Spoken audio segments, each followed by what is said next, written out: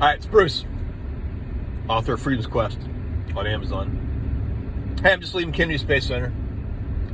Hey, just wanted to, I was dwelling on my my time as 7 years a diver on the Eastern Test Range for the Air Force.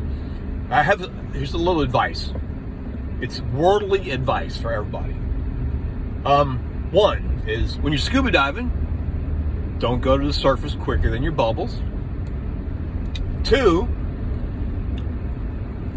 when you get that chance to kiss the tall red-headed girl around the fire, dancing around the fire, take it.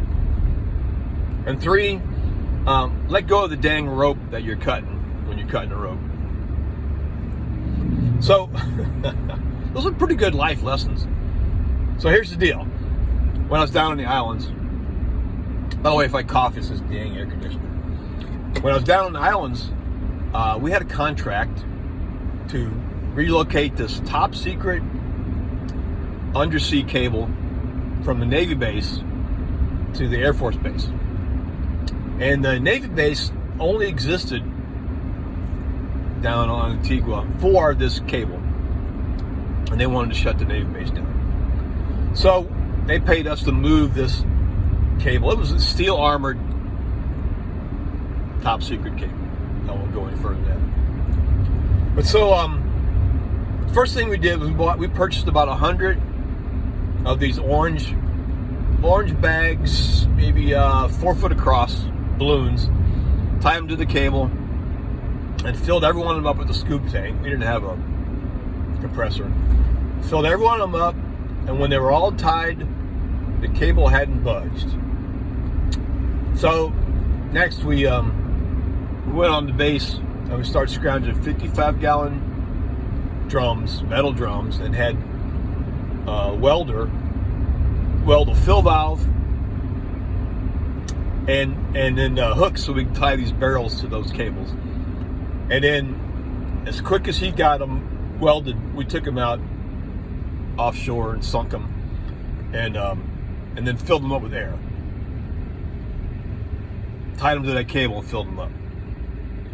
Eventually, after about a week, the cable lifted off the ocean floor, and we had to add a few more barrels, and then finally we were able to actually take a boat and pull the cable away from shore.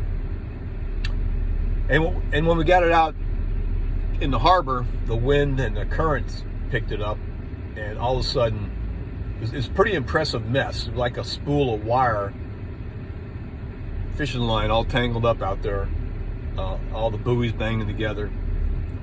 It was a really impressive sight. But finally we got the cable pulled over onto the Air Force base, used the heavy equipment. And then once the cable was in place, we went about releasing all the air and dropping the cable down to the ocean floor. Deepest point we were at was maybe 35 foot of water. So when the cable was all set down, they told me to go out and start cutting those balloons. No problem. So I'd go out and I'd, there was a pretty good current out there, but I'd go out there and I'd hang on that hemp rope tying the lift bags to the cable. And I only had to do a couple saws with a knife, and that rope would snap and the balloons would shoot to the surface instantly. So this one time I was there watching a school of squid come by. That was, to me, I'd never seen that before, and it was fascinating. And then when I cut the rope, I had held on to it too long, unfortunately. Let's see what's going to happen here. It's traffic. So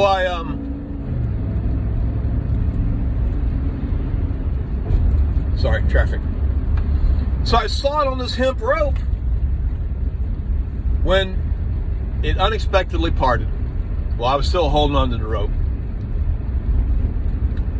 And instantly, in less than a second, I couldn't let go, didn't have time to let go of the rope. Instantly, I was shot from the bottom of the ocean to the surface, faster than my bubbles. So all of a sudden I was hanging on this balloon on the surface looking at blue sky and the setting sun.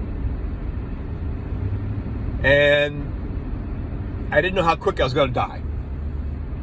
That's one of the rules you don't break. So I immediately dove for the bottom. And I got down around 30 feet and just sat there and waited to see if I was going to die. And you know, while I was sitting there waiting to die, I was watching some fighting conch on the ocean floor battling out. But I got to thinking about, you know, dang it, the tall redhead I'd been dancing with the night before on the campfire on the beach.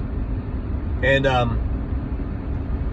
you know, while we were slow dancing, neither one of us could make up our mind on who was going to kiss who first. Dang it. So while I was sitting there ready to die, that's all I could think of was I had delayed. Here I'm going to die. I'm going to leave this planet very painfully on the ocean floor, and hadn't kissed that redhead lady. By the way, a woke college professor chewed me out when I used the word girl describing a woman. Chewed me out. So don't ever use the word girl around woke people. So anyway, I was watching my air, watching the fighting conch, and about 20 minutes sitting there, I wasn't dead yet. So I slowly went to the surface, ambled my way up, keeping below my bubbles, and then I got to the top, and I got thinking, I'm still alive. That redhead's still alive. Anyway, the point being is, take the chance when you get it. Let go of the dang rope when you're cutting it. And don't go faster than your bubbles. Bruce out.